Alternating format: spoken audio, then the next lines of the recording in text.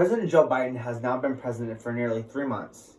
In that period of time, coronavirus has been managed better in the last 3 months than in the entirety of 2020 under President Trump. But I'm here today to campaign in favor of Joe Biden for President of the United States. Even though 2024 is 3 years away, it's important, especially for presidents that are vying for a second term, to start their campaigns out early, ahead of time. In this speech, I will inform you why you should vote for Joe Biden for president in 2024 and show you who Joe Biden is behind the scenes. Joseph Robinette Biden Jr. was born in Scranton, Pennsylvania, to a middle-class family on November 20th, 1942. He attended the University of Delaware and went for his law degree at Syracuse University, where he met his first wife, Neela Hunter. In 1966, they were married and had 3 children, Bo, Hunter, and Naomi. He graduated from law school in the mid-1960s from Syracuse University, where he became a public defender in Wilmington, Delaware. In 1972, Joe Biden ran for U.S. Senate in Delaware against incumbent J. Caleb Boggs, who is a very popular incumbent in Delaware. He defeated him in the general election by nearly 3,000 votes and became the youngest person to ever win a Senate election in the United States. Not even a month had passed since his election, and his wife Neela was out Christmas shopping with their 3 kids.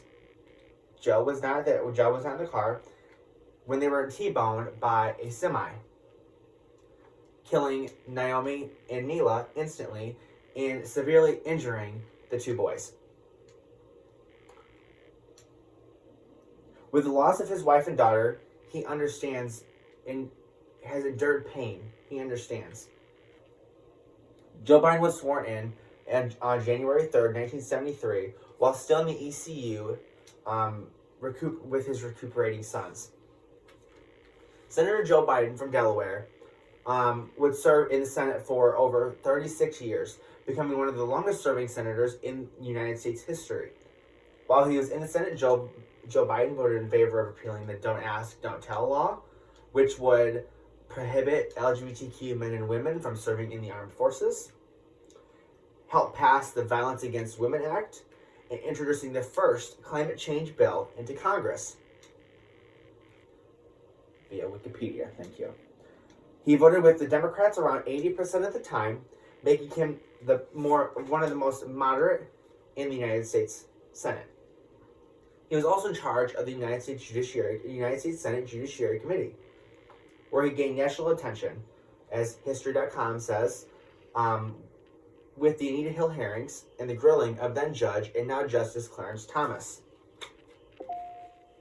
In 2008, Joe Biden ran for president, his second time running, the other being 1988, citing President Bush's ill handling of the financial crisis and his lack of compassion and his lack of being able to take responsibility for his actions. Joe Biden never managed to gain traction, as he did not in 1988, so he dropped out of the race and endorsed newcomer, then Senator Barack Obama. When Obama won the Democratic nomination in 2008, he chose Senator Joe Biden as his running mate. The Obama-Biden ticket managed to win the 2008 presidential election by a landslide, beating out Senator John McCain, and with that, Barack Obama would become the first African-American to hold the title of Commander-in-Chief.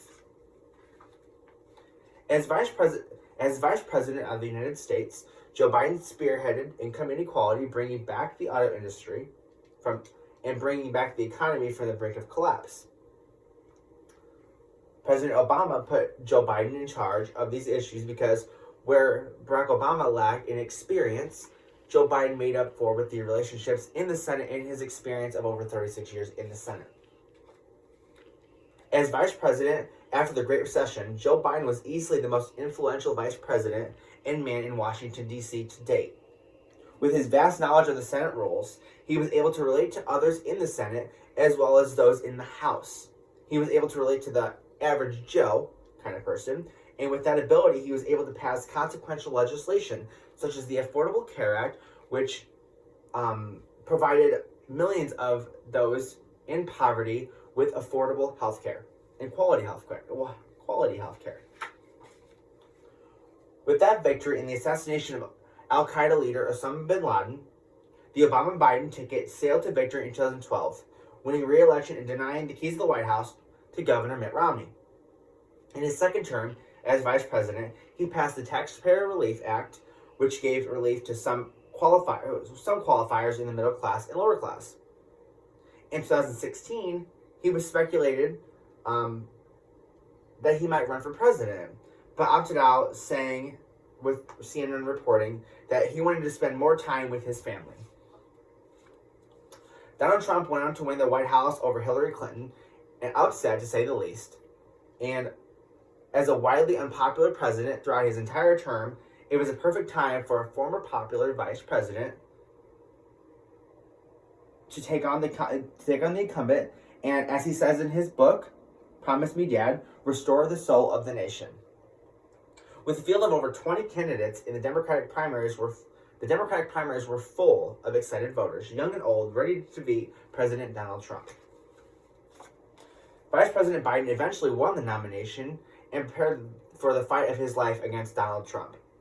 His campaign played on the emotions of the voters when he said in his famous line in the debate, the first presidential debate, "How many of you look across the table and find an empty seat?" His ability to reason with the average American spoke volumes. This charisma and ability to be sympathetic towards everyone would inevitably lead to the Biden-Harris ticket to victory, with Joe Biden becoming the oldest person to ever hold the office of president.